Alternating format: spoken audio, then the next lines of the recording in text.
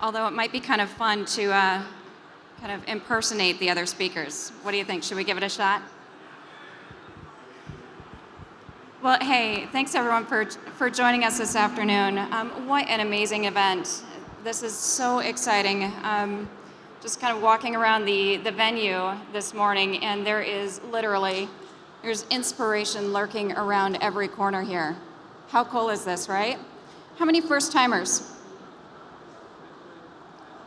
Yeah, me too. So I am so impressed. But what we wanted to do today is just walk you through a very quick chat about what we're doing with open innovation at GE. So how many folks in the room, another quick poll, sorry to put you on the spot here, how many folks have worked with open innovation, crowdsourcing? Okay, great. So not many, so this is great. Hopefully we'll be able to share some of our experience today in a way that is helpful and relevant for you.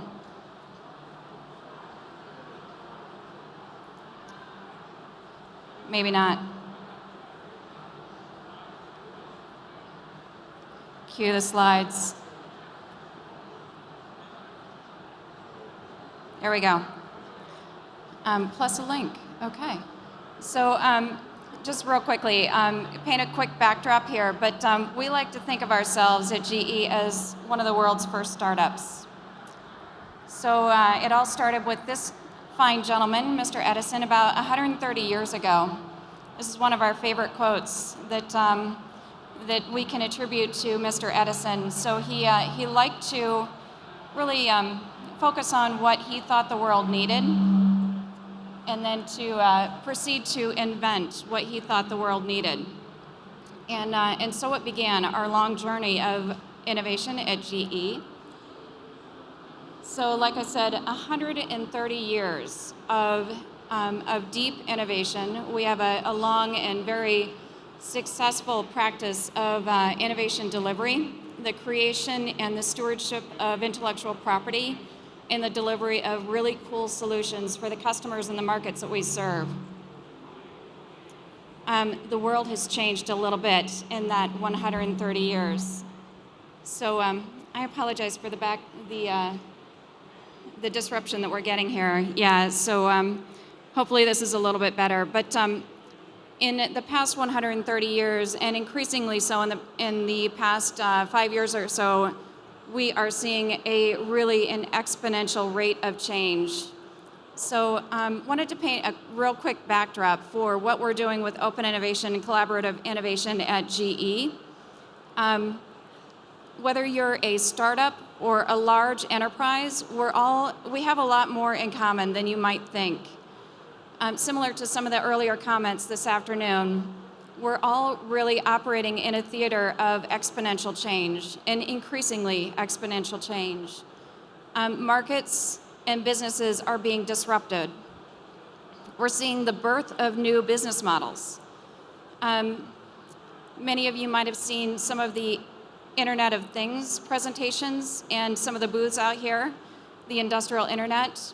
Software and hardware is converging. So you have to ask yourself what happens when 50 billion machines come online. When we start to give a voice to those machines, what happens? We're also seeing business models evolve around much more distributed access to services and goods. It's becoming increasingly a distributed world. And as a result, we're also finding ourselves challenged to generate much more targeted technology and solutions in this increasingly distributed world. So with the convergence of hardware and software, the evolution of new business models, the increasingly distributed nature of business and ecosystems, we're finding increasingly that small plus big equals speed and scale. So what does that mean? Let's dig into open innovation and collaborative innovation here for just a few minutes. So if you think about open innovation, collaborative innovation, crowdsourcing, they have evolved increasingly in the past few years due to the emergence of access to available pools of talent, technology that makes this talent much more accessible, and the ability to curate communities with shared vision, shared missions. So I picked out just a couple of the projects that we have supported at GE using open innovation, collaborative innovation, just to help prove the point. I think a lot of folks out here have not yet worked with open innovation or crowdsourcing, so hopefully this will be helpful. Open innovation, again, gives you a digital platform by which you can create a shared purpose, a shared mission.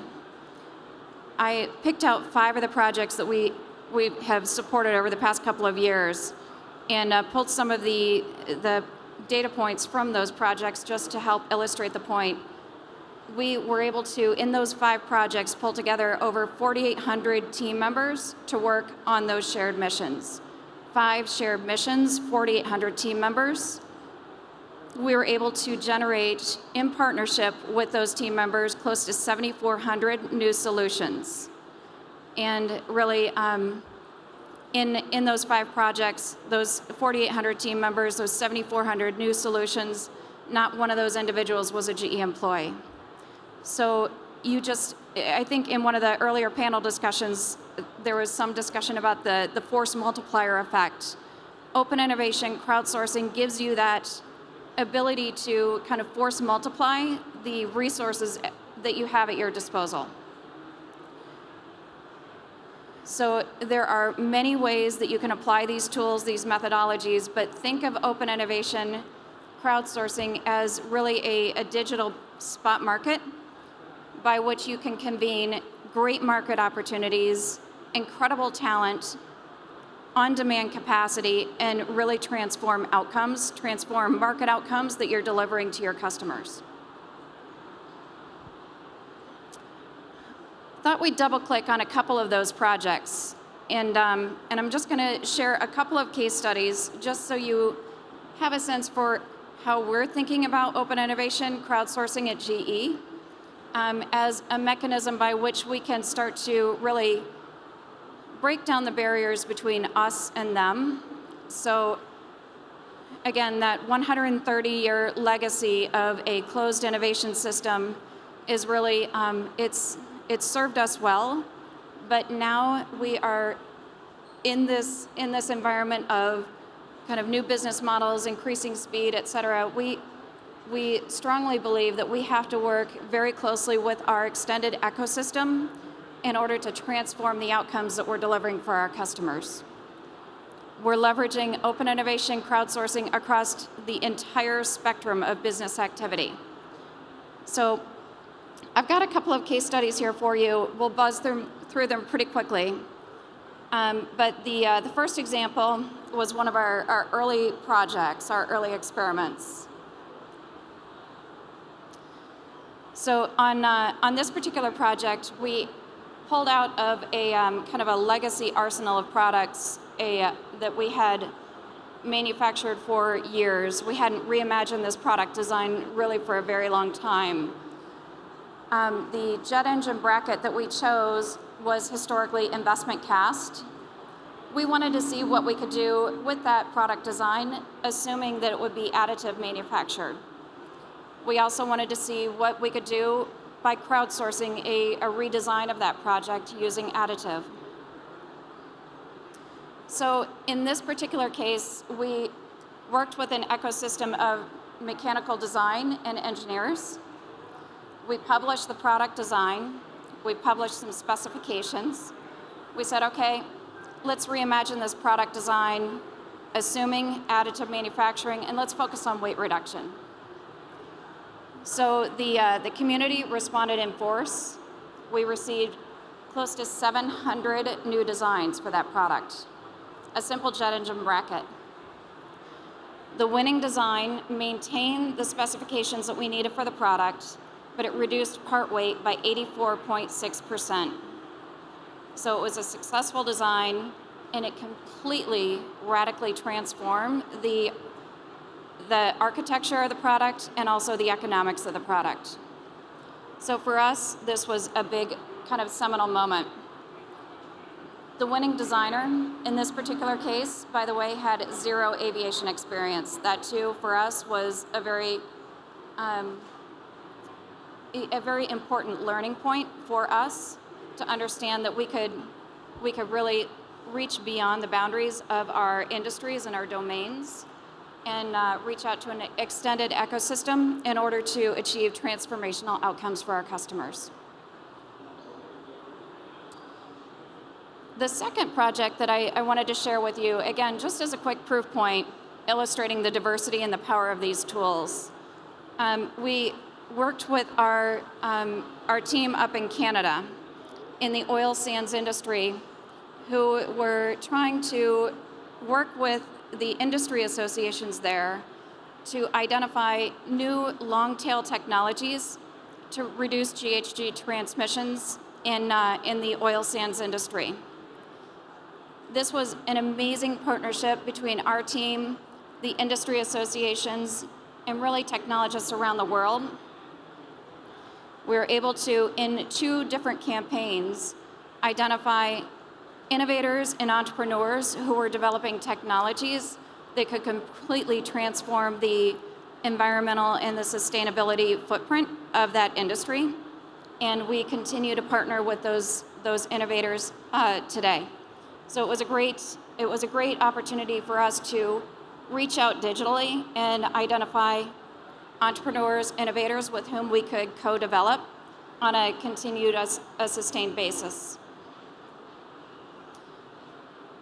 So just a couple of examples. We are using open innovation crowdsourcing for product development, for technology development, partner development, and process development. So for us, the innovation imperative is clear. And really, the world is wide open. We believe there is no roadmap.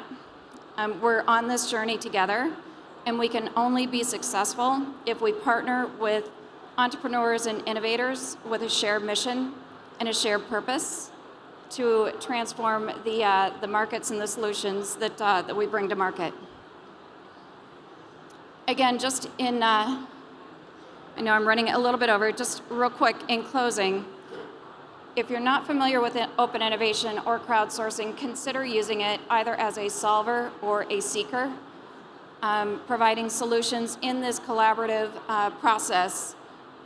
Open innovation really allows you to transform and redefine what's possible by connecting the brightest minds and the deepest expertise with some of the world's most pressing issues.